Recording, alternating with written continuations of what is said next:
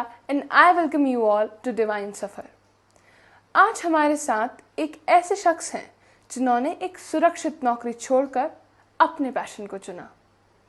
He is the founder of Mukta Classes in Haldwani and he has been running this institute for the past 8 years। एक engineer से एक teacher बनने का सफ़र जितना inspiring है उतना ही करेजियस भी। So, let's welcome Kailash sir. Sir, आपकी जर्नी बहुत इंस्पायरिंग है। आइए इसे डिटेल में जानते हैं। हम चाहते हैं कि आप हमारे दर्शकों को अपनी लाइफ के बारे में बताएं। जी, मेरा नाम कैलाश सिंह फरसवान है। मैं बागेश्वर डिस्ट्रिक्ट से बिलोंग करता हूँ। मेरे पिताजी आर्मी से एक रिटायर्ड पर्सन है। मैंने 5th क्लास में अपनी जवाहर नवोदय विद्यालय की परीक्षा को पास किया and after 12th I cleared my engineering exam in my first attempt. और उसके बाद मैंने कुछ टाइम दिल्ली में जॉब किया और कुछ समय बाद मुझे लगा कि मुझे अब अपने एक पैशन को फॉलो करना चाहिए।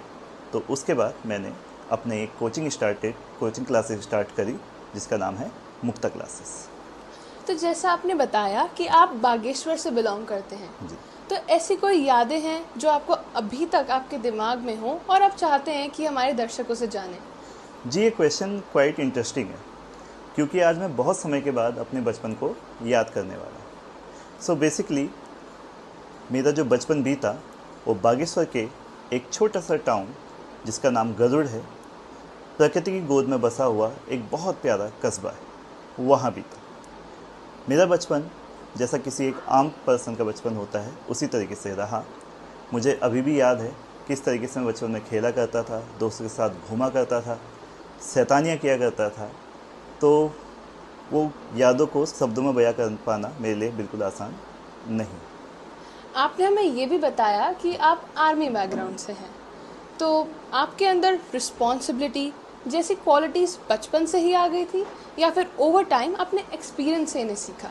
जी, ये कहा जा सकता है। आर्मी बैकग्राउंड का होने की वजह से मुझे 2 चीज़ें आसानी से मिली, जो कि थी जिम्मेदारी और अनुशासन।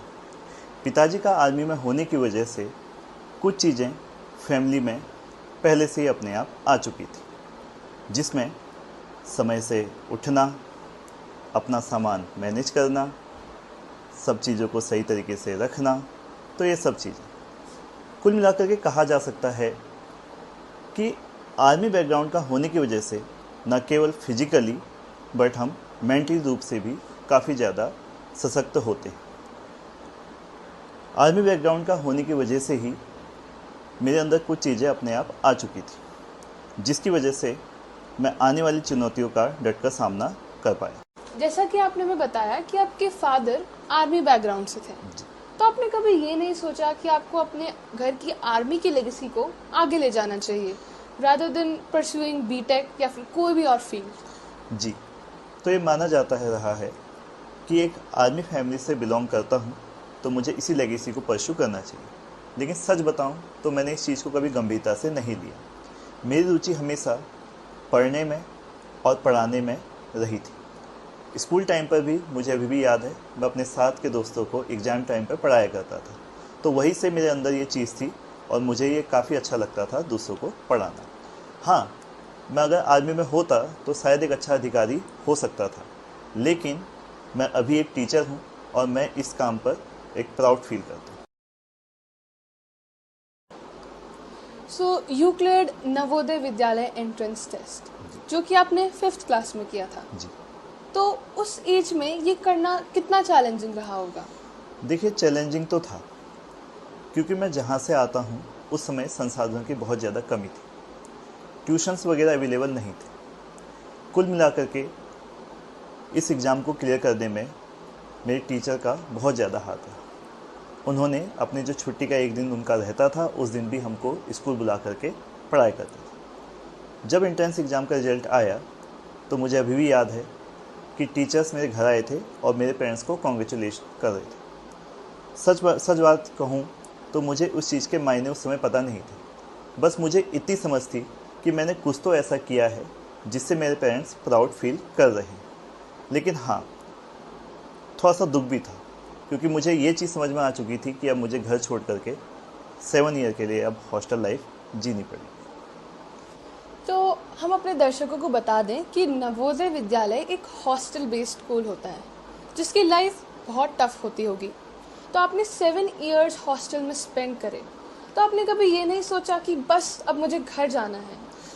सच कहूँ तो जब मैं स्टार्टिंग में गया था तो मुझे बुरा तो लग रहा था कि अब घर छोड़ करके जाना पड़ेगा, मैं कैसे रहूँगा, क्या करूँगा, मुझे कुछ भी नहीं पता था। लेकिन जब मैं एक बार वहाँ गया तो मुझे कई अपने जैसे वहाँ पर लोग दिखाई दिए। सभी दूर दराज से आए हुए थे, किसी को किसी चीज़ की समझ ज़्यादा नहीं थी, सभी मेरी एज के बच्चे वहाँ पर थे। लेकिन समय के साथ साथ जब सभी अपने कपड़े धोया करते थे, अपने जो बर्तन थे उनको धोया करते थे, उसके अलावा पढ़ाई किया करते थे, टीचर्स हमारी हेल्प किया करते थे, तो धीरे धीरे करके हमें अपनी जिम्मेदारियों का एहसास हो चुका था। आप खुद भी एक टीचर हैं और हर किसी की लाइफ में कोई ना कोई एक ऐसा टीचर ज़रूर होता है जो उनका सब कुछ बदल देता है। आपकी लाइफ में भी ऐसा कोई टीचर रहा होगा? जी, अभी तक जितने भी टीचर्स मेरी लाइफ में आए उन सभी का कुछ ना कुछ योगदान मेरी ज़िंदगी में रहा है। उन्हीं में से एक टीचर थे जिनका नाम था मिस्टर अजीत कुमार। वो मेरे हिंदी के अध्यापक थे। वो हमें अपनी कविताओं से काफ़ी ज़्यादा मोटिवेट किया करते थे। वो हमेशा हमें एक कविता सुनाया करते थे जो कुछ इस तरीके से थी: पथ भूल न जाना पथिक कही, पथ में काटे तो होंगे, दुर्वादल सरिता सर होंगे, सुंदर गिरिवन वापी होंगे, सुंदर सुंदर निर्झर होंगे, सुंदरता की मृगतृष्णा में पथ भूल न जाना पथिक कही। इसी तरीके की पंक्तियों से हमें वो मोटिवेट किया करते थे। तो हो सकता है उन्हीं की इन बातों से मेरे अंदर टीचर बनने की प्रेरणा जग गई। आपने इंजीनियरिंग का अटेम्प्ट पहले ही उसमें क्लियर कर लिया था। That's pretty impressive. बट उसके बाद आपने एक सडन स्विच बनाया और आप टीचिंग करने लगे। तो ये सब आखिर हुआ कैसे? तो जैसा मैंने आपको बताया था कि पढ़ाई में तो मैं पहले से ही अच्छा रहा, तो इंजीनियरिंग क्लियर करने के बाद मैंने बीटेक कंप्लीट किया और उसके बाद मैंने जॉब करी। लेकिन कुछ समय तक जॉब करने के बाद मुझे जल्दी समझ में आ गया था कि मैं कुछ और चीज़ बेहतर कर सकता हूँ। तो क्योंकि जैसा मैं स्कूल टाइम पर अपने साथ वालों को पढ़ाया करता था, तो मुझे जल्दी ये चीज़ समझ में आ चुकी थी कि मेरा जो पैसन है वो है टीचिंग। एक स्टेबल नौकरी को छोड़ना और फिर अपने पैशन को अपनाना, ये बहुत इजी नहीं होता और सबके बस की बात भी नहीं होती। तो क्या आपको ऐसा करने में डर लगा था? सच कहूँ तो डर तो बहुत लगा था। सोशल प्रेशर एंड किस तरीके से फाइनेंशियल स्टेबिलिटी आई। लेकिन कहीं ना कहीं दिल से एक आवाज़ आई थी कि अगर इसको अभी नहीं किया तो काफ़ी देर हो जाएगी।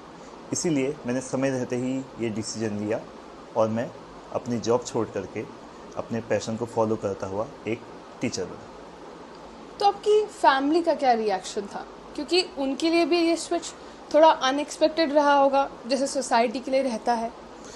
जी, सच कहूँ तो फैमिली ने इस मामले में काफ़ी ज़्यादा सपोर्ट किया। उन्होंने कभी मेरे डिसीजन को आइदर वे में नहीं लिया। उन्होंने हमेशा मेरा सपोर्ट किया। उन्हें पता था कि ये जो भी करेगा अच्छा ही करेगा। Finally you started Mukta classes in Haldwani. तो मुक्ता क्लासेस एक कोचिंग इंस्टीट्यूट है, तो इसे स्टार्ट करने में आपके लिए सबसे बड़ा चैलेंज क्या रहा? मुक्ता क्लासेस शुरू करना मेरे लिए सिर्फ एक कोचिंग सेंटर खोलना नहीं था, बल्कि यह मेरा सपना था। शुरुआत में मेरे सामने जो चैलेंजेस रहे वह था पेरेंट्स का और स्टूडेंट्स का विश्वास जीतना, और दूसरा था संसाधनों की कमी। लेकिन मेरे जुनून की वजह से धीरे धीरे मैंने अपनी मेहनत से इसे आगे बढ़ाया और धीरे धीरे मुक्ता क्लासेस को एक अच्छी पहचान मिली। अब 8 साल हो गए हैं आपको मुक्ता क्लासेस रन करते हुए। आपने बहुत से बच्चों को पढ़ाया होगा, तो उनमें से आपके पास किसी ऐसे बच्चे की स्टोरी है जो आपको बहुत प्राउड फील कराती है, जो हम अपने दर्शकों को बता सकें? जी, जितने बच्चों को मैंने आज तक पढ़ाया है, हर एक बच्चा उनमें से खास रहा। लेकिन उनमें से एक बच्चा ऐसा था जिसकी फाइनेंशियल कंडीशन तो कमज़ोर थी, लेकिन वो पढ़ने में बहुत ज़्यादा अच्छा था। तो मैंने उससे मोटिवेट किया और मैंने उससे कहा कि आपकी पढ़ाई में आपकी फाइनेंशियल कंडीशन कभी आगे नहीं आएंगी, और मैं उसको बहुत ही मिनिमम फीस पर मैंने उसे पढ़ाना शुरू किया।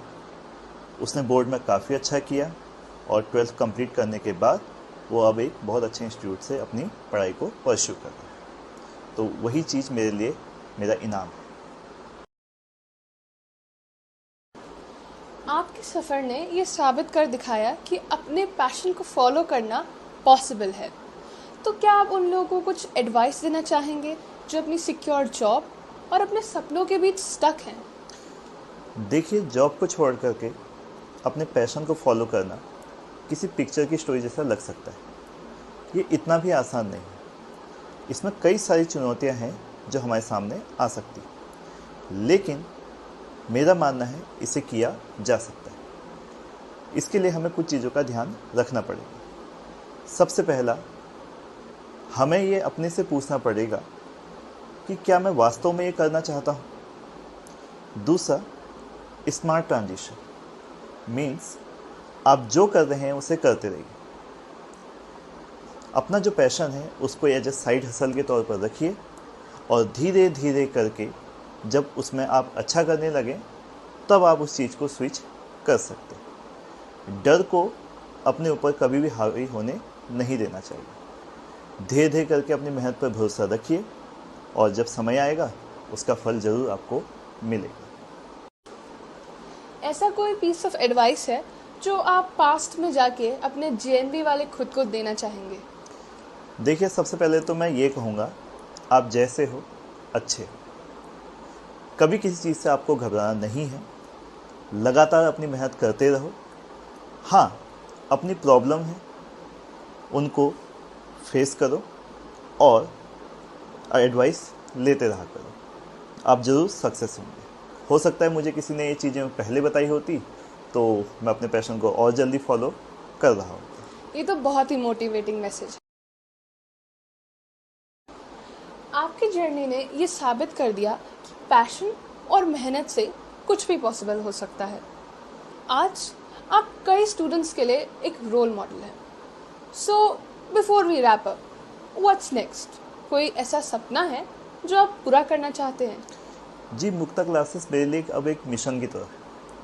मैं गांव-गांव तक कई ऐसे बच्चे हैं जो कमज़ोर आर्थिक पृष्ठभूमि के होने की वजह से एजुकेशन प्राप्त नहीं कर पाते। तो मैं उनके लिए कुछ आने वाले समय में स्कॉलरशिप प्रोग्राम लाने की सोच है। साथ ही साथ मैं एक मेंटरशिप प्रोग्राम लाने वाला हूं ताकि बच्चों को सही कैरियर गाइडेंस मिल सके। तो आज का पॉडकास्ट शो यहीं पर ख़त्म होता है। बहुत ही शानदार बात हुई आज। Thank you for sharing your insights from your incredible journey. Thank you Divisa for having me.